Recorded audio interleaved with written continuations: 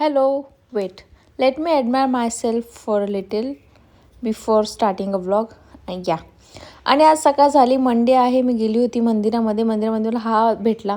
हा माझा नेबर आहे, बट तो कधीच माझ्याशी बोलत नाही. घरी आल्यानंतर मी या दुधावरची साय काढली आणि त्या डब्यात जमा केली.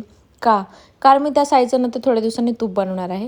त्यानंतर रात्रभर पाण्यात भिजलेल्या खजुरांना मी मिक्सरच्या डब्यात टाकला. आता त्यांना मी दुधात भिजवणार आहे आणि त्यांना मिक्सरमध्ये बारीक करणार आहे, म्हणजे त्याचं शेक रेडी होईल. आणि let me confess one thing to mister mango that I love you so much.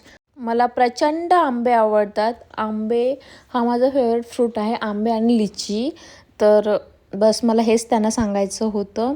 आणि आज आईने घेतली होती वरणबट्टी बनवायला. सो हे इथे त्यांनी वाफवत ठेवलेल्या होत्या. सो मग मी इकडे घेतली होती डाळ घालायला, कारण वरण आणि बट्टी असं ते कॉम्बिनेशन होतं. सो मी इकडे डाळ घालायला घेतली होती. सोबतच ह्या हॉटडॉगसारखे दिसणाऱ्या बट्ट्या झाल्या होत्या रेडी, म्हणजे त्या स्टीम झालेल्या होत्या. सो मी त्या इथे कट करायला घेतल्या.